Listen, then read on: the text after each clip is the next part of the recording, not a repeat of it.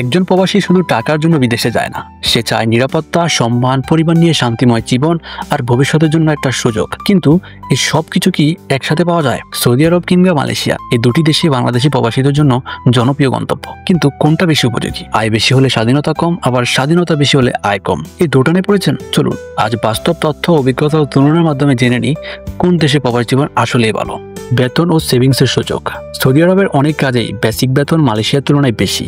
নির্মাণ শ্রমিক, driver, housekeeper বা রেস্টুরেন্ট কর্মীদের বেতন সাধারণত 1200 থেকে 2500-এর মধ্যে হয়ে থাকে। আর অধিকাংশ ক্ষেত্রে বাসস্থান ও খাবার কোম্পানি দেয়, ফলে ব্যক্তিগত খরচ কম হয়, সেভিংসের সুযোগ বেশি থাকে। অন্যদিকে মালয়েশিয়ার বেসিক বেতন আরাউন্ড 1500 থেকে 2000 হলেও ওভারটাইম বা অতিরিক্ত কাজের সুযোগ বেশি থাকে। যারা 12 ঘন্টা শিফটে কাজ করে তারা মাসে আরাম 2500 থেকে 3500 পর্যন্ত আয় করতে পারে। তবে এখানে খাবার ও বাসা বেশিরভাগই নিজের খরচে নিতে হয়, যার ফলে সেভিংস তুলনামূলকভাবে কম হতে পারে। তাহলে সৌদিতে বেতন বেশি প্লাস কম খরচ, সেভিংস ভালো। মালয়েশিয়ায় বেতন মাঝারি প্লাস খরচ বেশি, ওভারটাইম করলে লাভ আছে। কাজের ধরন ও পরিবেশ। সৌদি আরবে কাজের পরিবেশ সাধারণত রুক্ষ ও নিয়মকানুন নির্ভর। অনেক প্রতিষ্ঠান এখনও শ্রমিকদের প্রতি সহানুভূতিশীল নয়। কাজের সময় 9 থেকে 12 ঘন্টা হয়, ছুটি অনেক সময় ঠিকমতো পাওয়া যায় না।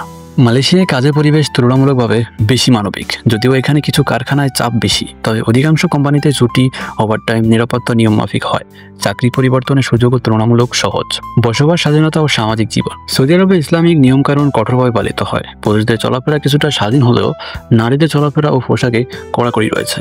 ভিন্ন ধর্মের লোকদের ক্ষেত্রে কিছু বিধিনিষেধ রয়েছে। সোশ্যাল লাইফ সীমিত, খোলা জায়গায় ঘোরাঘুরি বা বিনোদনের সুযোগ কম। অন্যদিকে মালয়েশিয়ার স্বাধীনতা অনেক বেশি। এখানে মুসলিম, হিন্দু, বৌদ্ধ, খ্রিস্টান সহ বিভিন্ন ধর্মবর্ণের মানুষ একসাথে বসবাস করে। Cafe, park, cinema, shopping mall এসব সাধারণভাবে ব্যবহার করা যায়। সোশ্যাল লাইফ অনেক সহজ এবং তরুণদের জন্য উপযোগী। পরিবার আনা ও থাকা সহজতা। সৌদি আরবে পরিবারের সদস্যদের স্পন্সর করে আনতে গেলে নির্দিষ্ট ইনকাম ও কোম্পানির অনুমতি প্রয়োজন।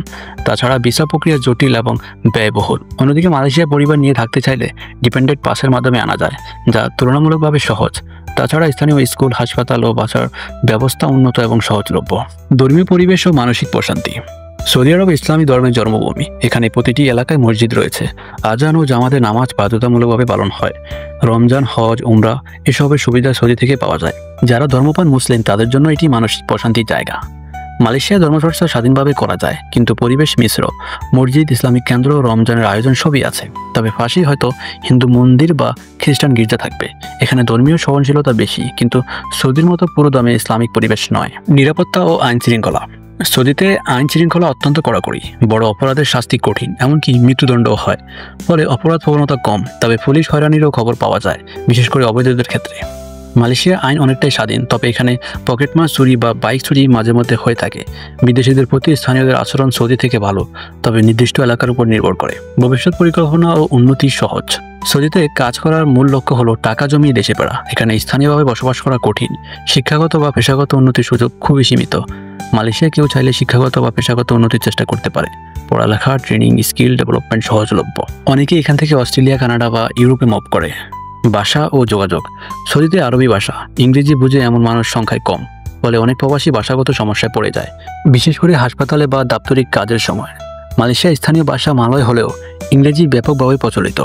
অফিস, দোকান, হাসপাতাল সবখানেই ইংরেজিতে যোগাযোগ সম্ভব, যা প্রবাসীদের জন্য বড় সুবিধা। ছুটির দিন ও ব্যক্তিগত সময়। সৌদি আরবের শুক্রবার ছুটি, অনেক সময় শুধু একদিন ছুটি পাওয়া যায়। রমজানে, ঈদে ছুটি পাওয়া গেলেও সেটা নির্ভর করে কোম্পানির নীতির উপর।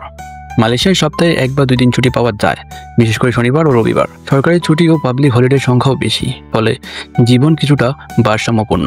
অন্যান্য সুযোগ ও সুবিধা। সৌদিতে হজ ও উমরার সুযোগ সহজ। যাদের ধর্মীয় ইচ্ছা আছে তাদের জন্য এটা একটা বড় আশীর্বাদ। মালয়েশিয়ায় ভ্রমণ, প্রকৃতি, প্রযুক্তি ও খাবারের বৈচিত্র্য রয়েছে। যাদের জীবন উপভোগ করতে ইচ্ছে করে তাদের জন্য মালয়েশিয়া অনেক বেশি উপযুক্ত। তাহলে কোন দেশ আপনার জন্য উপযুক্ত?